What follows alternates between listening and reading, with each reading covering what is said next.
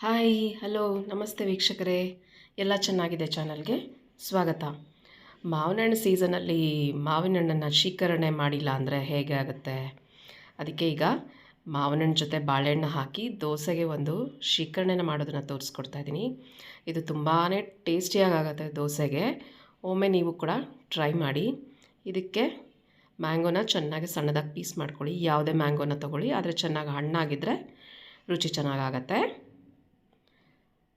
ಸಣ್ಣದಾಗಿ ಪೀಸ್ ಮಾಡಿಕೊಂಡು, ಹಾಗೆ ಬಾಳೆಹಣ್ಣನ್ನು ಸಹ ಸಣ್ಣದಾಗಿ ಪೀಸ್ ಮಾಡಿಕೊಂಡು ಹಾಕ್ಕೊಳ್ಳಿ. ಯಾವುದೇ ಬಾಳೆಹಣ್ಣಾದರೂ ಪರವಾಗಿಲ್ಲ, ನಾನು ಏಲಕ್ಕಿ ಬಾಳೆಹಣ್ಣು ತೊಗೊಂಡಿದ್ದೀನಿ. ಇದನ್ನು ಸಹ ಸಣ್ಣದಾಗಿ ಕಟ್ ಮಾಡಿ ಹಾಕ್ಕೊಳ್ಳೋಣ.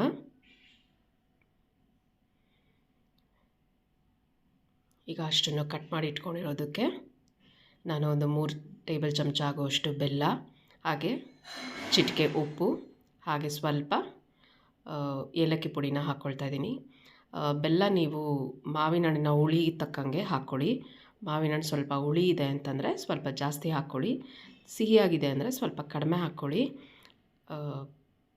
ಇಷ್ಟು ಹಾಕಿ ಚೆನ್ನಾಗಿ ಮಿಕ್ಸ್ ಮಾಡಿದ್ರೆ ಟೇಸ್ಟಿ ಮತ್ತು ಡೆಲಿಷಿಯಸ್ ಆಗಿ ಮ್ಯಾಂಗೋ ಮತ್ತು ಬಾಳೆಹಣ್ಣಿನ ಶೇಖರಣೆ ದೋಸೆ ಜೊತೆ ತಿನ್ನೋದಕ್ಕೆ ರೆಡಿ ಆಗುತ್ತೆ. ಇಷ್ಟು ಸಿಂಪಲ್ಲಾಗಿ ಟೇಸ್ಟಿಯಾಗಿ ಇದನ್ನು ಮಾಡ್ಕೊಳ್ಬೋದು. ನೀವು ನಿಮ್ಮ ಮನೆಯಲ್ಲಿ ಒಮ್ಮೆ ಮಾಡಿ ಹೇಗೆ ಬಂತು ಅಂತ ಕಮೆಂಟ್ ಸೆಕ್ಷನಲ್ಲಿ ತಿಳಿಸಿ. ಹೀಗೆ ಮತ್ತಷ್ಟು ವಿಡಿಯೋವನ್ನು ನಾವು ನಮ್ಮ ಚಾನಲ್ನಲ್ಲಿ ಪೋಸ್ಟ್ ಮಾಡ್ತಾ ಇರ್ತೀವಿ. ಚಾನಲ್ನ ಲೈಕ್ ಮಾಡಿ, ಶೇರ್ ಮಾಡಿ, ಫಾಲೋ ಮಾಡಿ ಮತ್ತು ಚಾನಲ್ಗೆ ಸಬ್ಸ್ಕ್ರೈಬ್ ಮಾಡೋದನ್ನು ಮರಿಬೇಡಿ. ಪಕ್ಕದಲ್ಲಿರೋ ನೋಟಿಫಿಕೇಷನನ್ನು ಆನ್ ಮಾಡ್ಕೊಳ್ಳಿ. ನೋಡಿ, ಟೇಸ್ಟಿಯಾಗಿ ಮಾವಿನ ಹಣ್ಣು ಬಾಳೆಹಣ್ಣು ಹಾಕಿದ ಶೇಖರಣೆ ದೋಸೆ ಜೊತೆ ತಿನ್ನೋದಕ್ಕೆ ರೆಡಿ ಆಯಿತು.